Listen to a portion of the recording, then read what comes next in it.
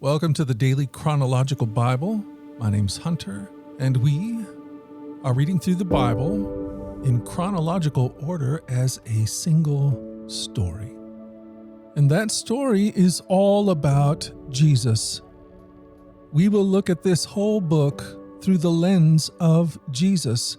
It is a revelation of Him, and He has revealed to us the heart of the Father. He has invited us all to participate with Him in the life that He shares with the Father and the Spirit. Today, January 13th, Numbers 34. Then the Lord said to Moses, "Give these instructions to the Israelites.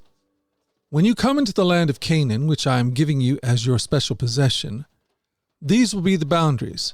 The southern portion of your country will extend from the wilderness of Zin along the edge of Edom. The southern boundary will begin on the east at the Dead Sea. It will run south past Scorpion Pass in the direction of Zin. Its southernmost point will be Kadesh Barnea, from which it will go to Hazar Adar and on to Asmon. From Asmon, the boundary will turn toward the brook of Egypt and end at the Mediterranean Sea.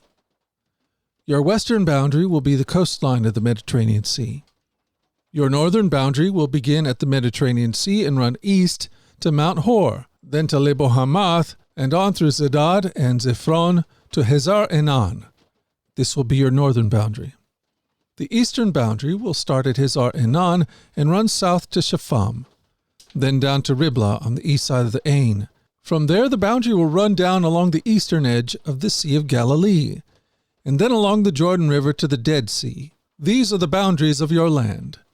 Then Moses told the Israelites, "This territory is the homeland you are to divide among yourselves by sacred lot.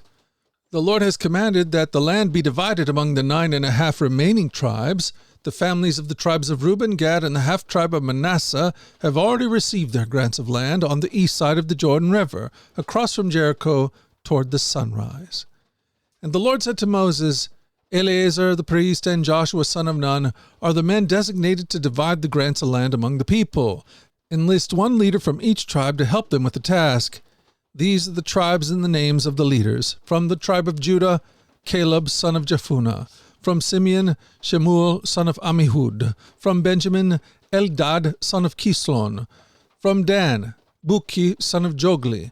From Manasseh son of Joseph, Haniel son of Ephod. From Ephraim son of Joseph, Kamuel son of Sheptan. From Zebulun, Elizaphan son of Panach. From Issachar, Peltil son of Azan. From Asher, Ahihud son of Shalomi. From Naphtali, Padahel son of Ammihud. These are the men the Lord appointed to divide the grants of land in Canaan among the Israelites." Numbers 35.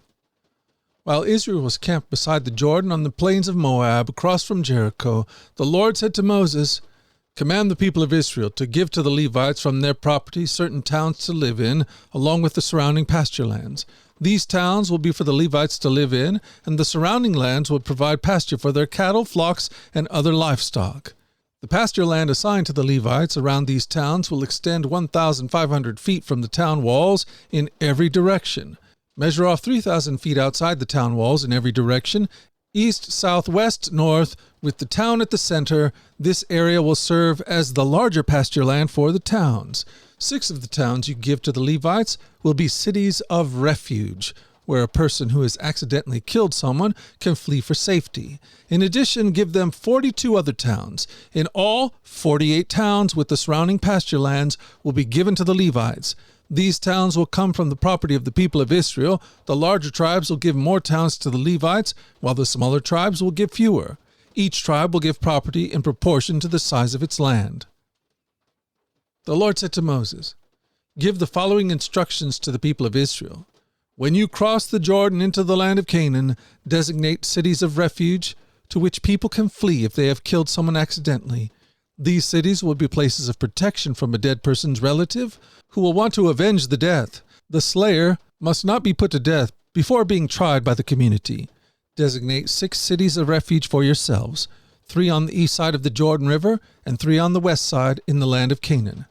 These cities are for the protection of Israelites, foreigners living among you, and traveling merchants. Anyone who accidentally kills someone may flee there for safety. But if someone strikes and kills another person with a piece of iron, it is murder, and the murderer must be executed. Or if someone with a stone in his hand strikes and kills another person, it is murder, and the murderer must be put to death. Or if someone strikes and kills another person with a wooden object, it is murder, and the murderer must be put to death.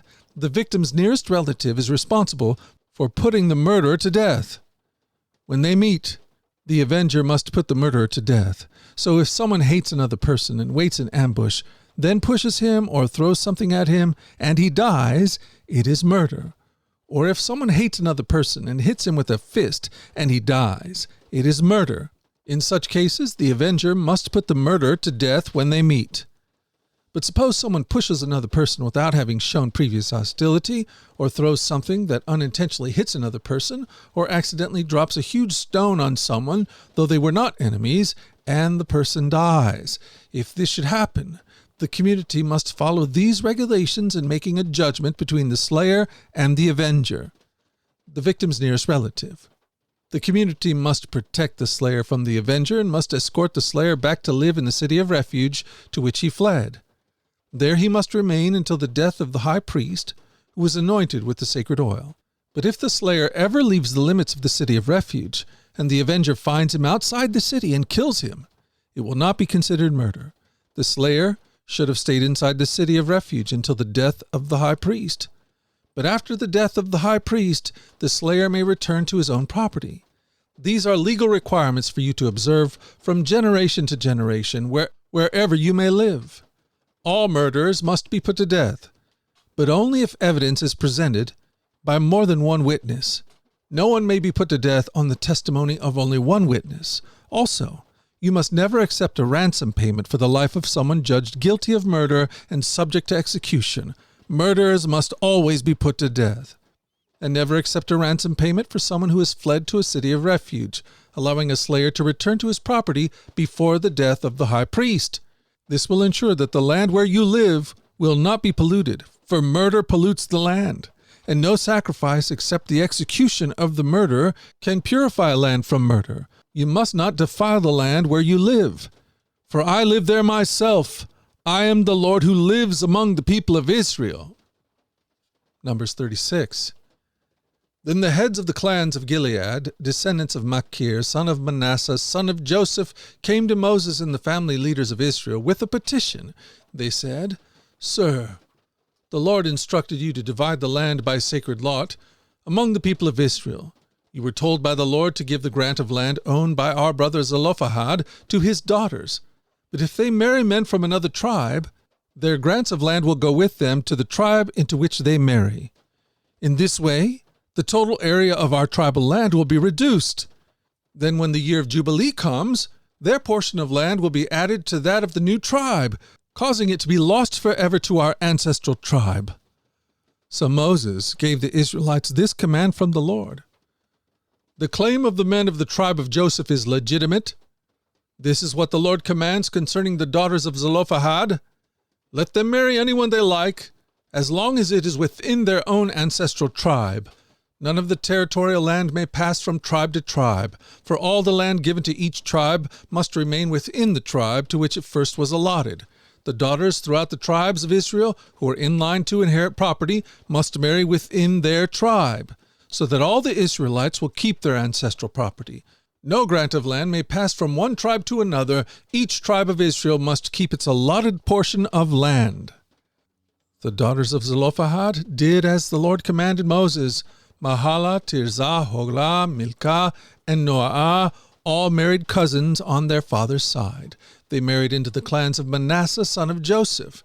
Thus their inheritance of land remained within their ancestral tribe.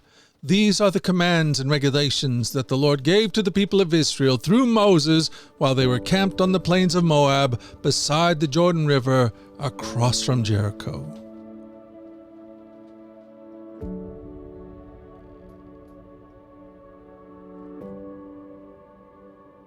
Thank you for joining us at the Daily Chronological Bible.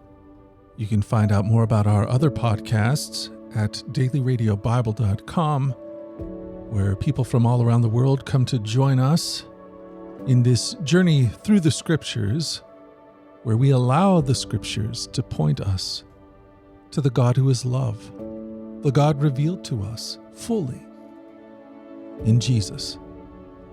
Again, that website is dailyradiobible.com. Until tomorrow, let's go forward in God's joy. Let's let His joy be our strength.